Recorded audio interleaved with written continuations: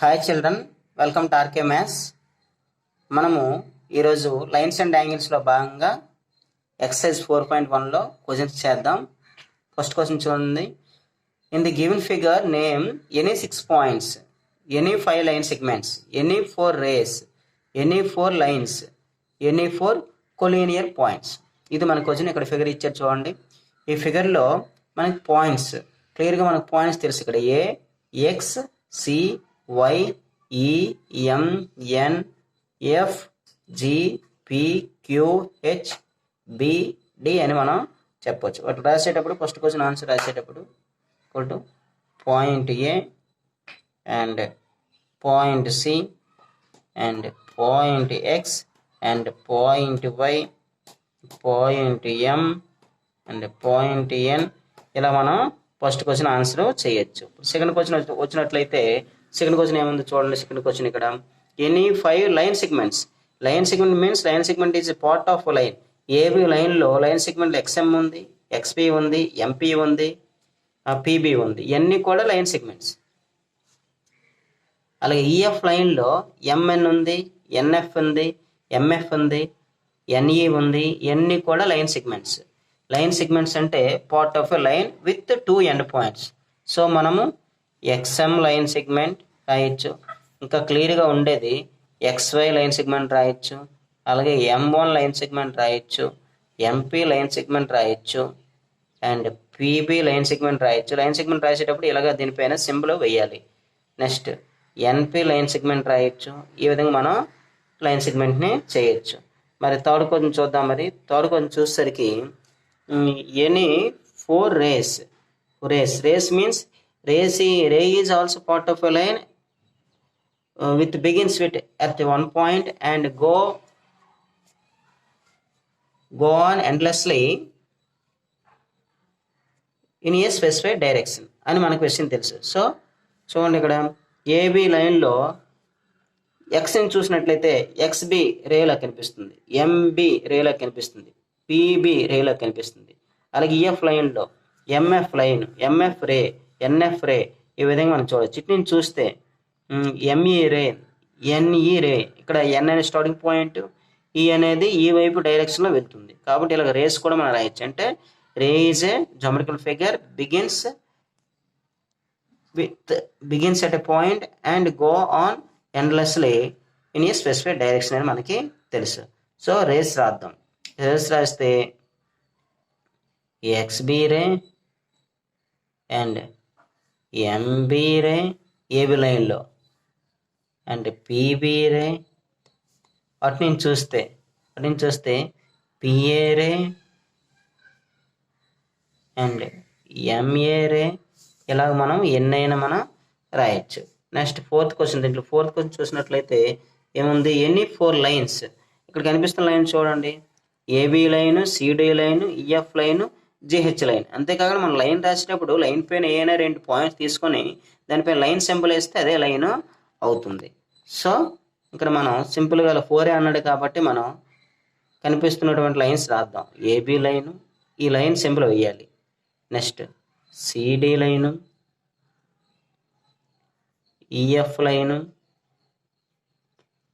Next వచ్చేసరికి GH line. ఈ విధంగా మనం వేయచ్చు. నెక్స్ట్ ఫిఫ్త్ క్వశ్చన్ ఏముందో చూడండి. Fifth question any 4 collinear points. Collinear points means అంటే సరేకియే బిందువులు, అంటే ఒకే రేఖపై గల బిందువులు. If 3 or more points on a line lies on a line are called collinear points. If 3 or more points on a line on a particular line are called collinear points అనే విషయం మనకు తెలుసు. ఒక లైన్ పైన ఉన్నటువంటి 3 లేదా అంతకంటే ఎక్కువ బిందువులను పాయింట్స్ మనం కొలీనియర్ పాయింట్స్ అంటాం. ఇక లైన్ చూడండి, ఏబి లైన్ ఉంది. ఏబి లైన్ పైన A point, X, M, P, B. కాబట్టి ఏబి లైన్ పైన point A, point X, point M and point P, point B, these are all points on AB line. So ఇవన్నీ కూడా collinear points. ఇంకా రాసుకున్నట్లయితే ఇక్కడ CD line పైన ఏం కనిపిస్తున్నాయి, point C, point Y, point N, point Q, point D on CD line మనం చెప్పొచ్చు.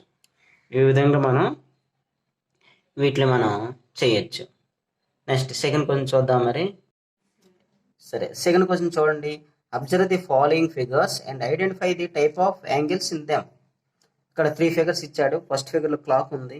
Clock ఉన్నప్పుడు చూడండి ఇలాగ యాంగిల్ ఇక్కడ నుంచి ఇక్కడ వరకు వచ్చింది. చూడండి 3 వరకు వస్తే 90 తెలుసు, 6 వరకు వస్తే 180 లీనియర్ యాంగిల్. 1 లీనియర్ యాంగిల్ దాటి ఉంది కాబట్టి ఇది reflex angle. Not only that, దీని వాల్యూ కౌంట్ చేస్తే చూడండి టోటల్ కంప్లీట్ యాంగిల్ 360. కాబట్టి 12 అవర్స్ 360 కాబట్టి 1 అవర్కి ఎంత అవుతుంది? 30 అవుతుంది. కాబట్టి 830 is 240 యాంగిల్ అవుతుంది. ఇక్కడ ఫస్ట్ ఫిగర్ యొక్క angle 8 into 30 degrees, 8 into 30 degrees, that equal to 240 degrees. దీని పేరు రిఫ్లెక్స్ యాంగిల్, పరావర్తన కోణం. రిఫ్లెక్స్ యాంగిల్ అంటే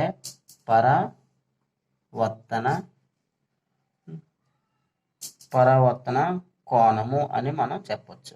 నెక్స్ట్ దీంట్లో సెకండ్ క్వశ్చన్ చూద్దాం. సెకండ్ క్వశ్చన్ చూడండి, ఇక్కడ ఎల్ షేప్ ఉంది. చూడండి, all right angles are equal అని మనకి తెలుసు. కార్నర్స్లో ఉన్నటువంటి ఎల్ షేప్లో ఉంటే, ఇలా ఉంటే అంటే 360 డిగ్రీస్ని 4 పార్ట్స్ చేస్తే వచ్చేటువంటి యాంగిల్ 90 డిగ్రీస్. కాబట్టి ఇది 90 డిగ్రీస్. దీన్నే మనం రైట్ యాంగిల్, రైట్ యాంగిల్ అంటే లంబకోణం అంటాం. రైట్ యాంగిల్ లంబకోణం అని అంటాం. నెక్స్ట్ ఇక్కడ క్యారమ్ బోర్డు ఉంది చూడండి. క్యారమ్ బోర్డులో యాంగిల్ ఇక్కడ ఇచ్చాడు, కాబట్టి యాంగిల్ ఎంత? ఇట్ ఈస్ వెరీ లో, అంటే less than 90 and greater than 0. 0 కంటే ఎక్కువ. కానీ ఎందుకు ఎక్కువ అంటే 2 కోయిన్సైడ్ అవ్వలేదు కానీ 0 కంటే ఎక్కువ, 90 ఎల్ షేప్లో లేదు కానీ 90 కన్నా తక్కువ. కాబట్టి యాంగిల్ మనం ఏ యాంగిల్ అనొచ్చు? అల్పకోణము, ఎక్యూట్ యాంగిల్ అనొచ్చు. యాంగిల్ మనం acute angle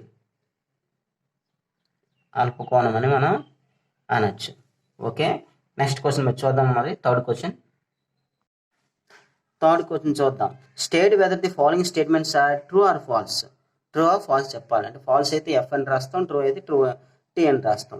A ray has no end point. రేకి ఎండ్ పాయింట్స్ లేవు అన్నాడు. కానీ రేకి ఎండ్ పాయింట్స్ ఉంటాయి కదా. చూడండి, రే అంటే ఎలా ఉంటుంది? Begins at point. కాబట్టి దీనికి వన్ సైడ్ ఎండ్ పాయింట్ ఉండదు, కానీ వన్ సైడ్ ఉంటుంది. కానీ నో ఎండ్ పాయింట్ అన్నట్టు కాబట్టి వాడు చెప్పింది ఫాల్స్ అని మనం రాయొచ్చు. నెక్స్ట్ దీంట్లో సెకండ్ క్వశ్చన్ చూస్తే, line AB is the same line as BA.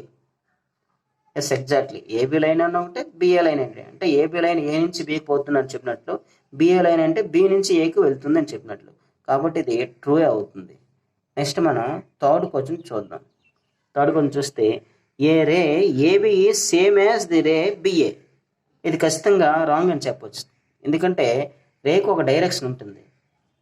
అంటే ఇప్పుడు మనం దీన్ని ఏబి రే అంటే it begins at BA and go on the direction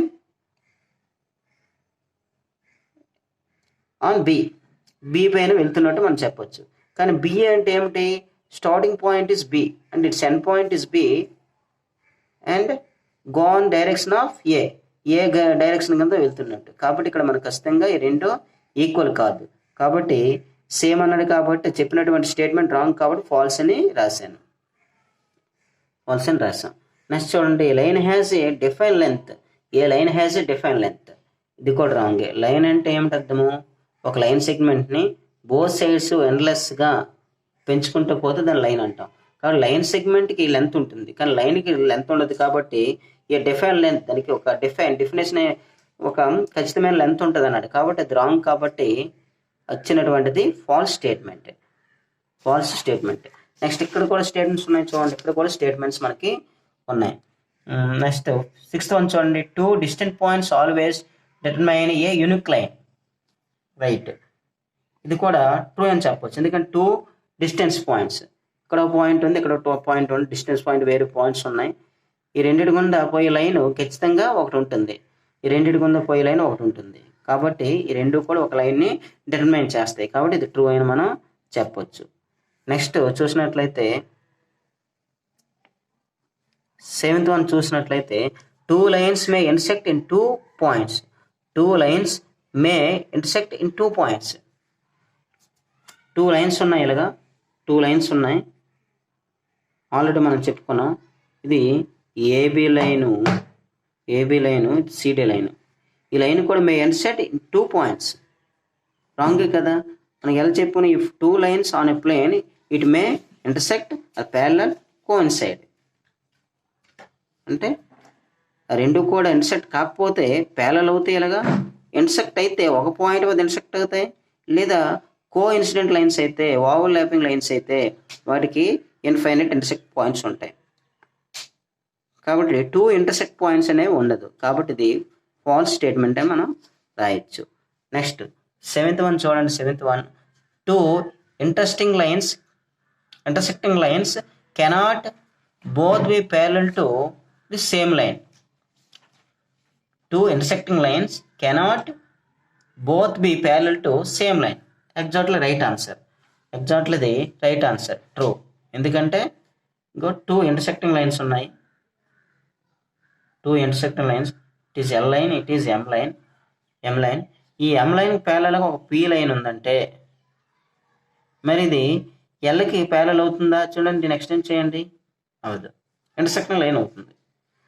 LM ఇక్కడ ఇంటర్సెక్టింగ్ లైన్ అయితే ఈ రెండింటిలో ఏదో ఒక దానికి మనం ప్యారలల్ గీసినట్లయితే ఇది ఇంకో లైన్కి ఏమవుతుంది? ఖచ్చితంగా ప్యారలల్ అవ్వదు, ఇంటర్సెక్టింగ్ లైన్ మాత్రం అవుతుంది. ఇచ్చిన పాయింట్ కూడా చూడండి ఎలా ఉందో. 2 intersecting lines cannot be parallel to the same line. 2 intersecting లైన్లు ఒక లైన్కి ప్యారలల్ కాదు, ఏదైనా లైన్కి ప్యారలల్ కావు, రైట్ కదా. కాబట్టి ఇది ట్రూ స్టేట్మెంట్. నెక్స్ట్ క్వశ్చన్ చూద్దాం. ఓకే చిల్డ్రన్, 4th క్వశ్చన్ చూడండి. What is the angle between 2 hands of a clock when the time in the clock is? అంటే 9 o'clock అయినప్పుడు, 6 o'clock అయినప్పుడు, 7 o'clock అయినప్పుడు ఆ హ్యాండ్స్ మధ్య, అంటే hours hand and minutes hand, ఈ రెండింటి మధ్య యాంగిల్ ఎంత అని మనకు అడిగాడు. చూడండి, అట్ 9 o'clock వద్ద ఎలా ఉంటాయి? స్మాల్ హ్యాండ్ అంటే అవర్స్ హ్యాండ్ అక్కడ 9 దగ్గర ఉంటుంది అండ్ మినిట్స్ హ్యాండ్ 12 దగ్గర ఉంటుంది. అప్పుడు ఈ యాంగిల్ టోటల్ ఎంత మనకు తెలియాలి. మనకు తెలుసు complete angle is 360.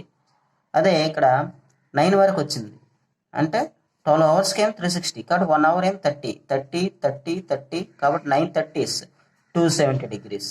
930 is 270 degrees అవుతుంది యాంగిల్. ఎందుకంటే 12 hours అయితే ఈ అవర్స్ హ్యాండ్ అనేది 360 degrees కంప్లీట్ చేస్తుంది. 1 hourలో 30 degrees. 12 equal to 360/12 equal to 30 degrees. So 930 is 270. కానీ దీనికి ఇంకో పేరు మనం ఇవ్వచ్చు, ఏమనవచ్చు? రిఫ్లెక్స్ యాంగిల్ అని కూడా ఇవ్వచ్చు. అంటే ఇది ఒక పరావర్తన కోణము అవుతుంది. నెక్స్ట్ చూసినట్లయితే x 6 o'clock క్లియర్ కనిపిస్తుంది, ఇలా లైన్లో కనిపిస్తుంది కదా లీనియర్ యాంగిల్. లేదా 6 o'clock కావాలంటే 12 దగ్గర మినిట్స్ హ్యాండ్ ఉండాలి, 6 దగ్గర అవర్స్ హ్యాండ్ ఉండాలి. కాబట్టి 6 hours ఇది మూవ్ అయ్యింది. దట్ మీన్స్ 1 hour 30 కాబట్టి 6 hours కాబట్టి 630 is 180 degrees అలా అని రాయొచ్చు.